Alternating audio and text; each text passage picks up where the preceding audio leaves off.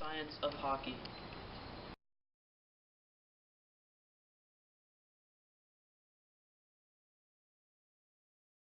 Welcome to the science of street hockey, or any type of hockey you want. Today we will be looking at Newton's 3 laws of motion and other laws, and how they relate to hockey. Newton's first law states that an object at rest will stay at rest, and an object in motion will remain in motion at a constant speed and in a straight line, unless acted upon by an unbalanced force. Now we will take a look at the first part of Newton's first law. This states that an object in rest will stay at rest, unless acted upon by an unbalanced force. To demonstrate this, the ball is the object in rest, and the stick is the unbalanced force. As you could see, the stick, the unbalanced force, hit the ball, the object at rest, and caused the ball to move. We will now take a look at the remaining part of Newton's first law. This states that an object in motion will remain in motion at a constant speed and in a straight line, unless acted upon by an unbalanced force. In this demonstration, the object in motion will be the ball, and the unbalanced force will be the net, or gravity. As you can see, the ball, the object in motion, was stopped by the net, the unbalanced force. Newton's second law states that the acceleration of an object depends on the mass of the object and the amount of force applied. So, if there is little force applied to the ball, then it will accelerate at a slower speed. As you can see, I applied little force to the ball, and it didn't accelerate very much. Also, if there is a lot of force applied to the ball, then it will accelerate at a faster speed. As you can see, I applied a lot of force, and it accelerated at a faster speed than before. Newton's third law states that whenever one object exerts a force on a second object, the second object exerts an equal and opposite force on the first. In this first demonstration, the stick will be the first object exerting the force, and the ball will be the second object receiving the force. As you can see, the stick exerted a force on the ball, causing it to move.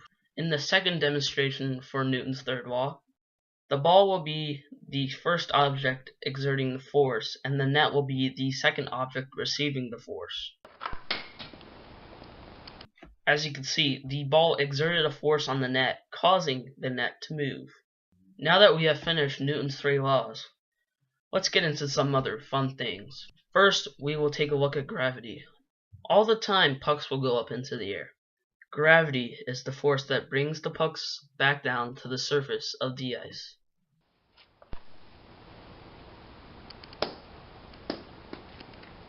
As you can see, gravity caused the ball to come back to the ground and into the net. Next, we will look at friction and how it relates to hockey. Remember, Newton's first law states that an object in motion will remain in motion unless acted upon by an unbalanced force. In the case of a puck sliding on ice, the unbalanced force is friction. Just imagine the ground is ice. As you can see, friction causes the ball to slow down. Whenever a ball is hit, it accelerates towards the direction that it is directed at, which is hopefully the net. In the NHL, the fastest recorded slap shot is 108.8 miles per hour, causing the puck to accelerate much faster than you can. As you can see, the ball was accelerating towards the net, the direction it was supposed to go. If an object is moving, it has velocity. The same is true for a ball or a puck. Whenever it is hit, it has a velocity of around 80 miles per hour in the NHL. That is as fast. As you can see, the ball probably had a velocity of around 20 miles per hour, but I could hit it much harder. Now we could look at angles of reflection. In every game, from squirts to pros, the boards are used for reflection. The puck is launched at the boards, and it bounces back at an angle. Many people try to deflect shots, as you can see, the ball reflected off the board and into the net. Next on the list is torque. Torque is the tendency for an object to twist or bend around a point. In hockey, players flex their sticks to get more torque so they could have harder shots. As you can see, I flexed or bent my stick to get more torque.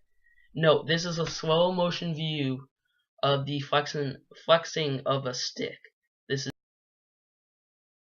Every time a goalie stops a puck, deceleration occurs.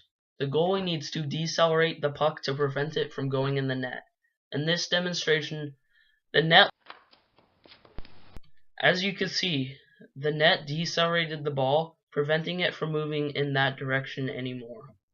Finally, we will take a look at spin/rotation. The puck spins and rotates, creating the idea of a saucer pass. Before you see the footage, you really can't see that the ball is spinning, but trust me, it is. As you probably visualized, the ball was spinning and rotating into the net. Thank you guys for watching the Science of Hockey. My name is Owen Spreadbury. Goodbye.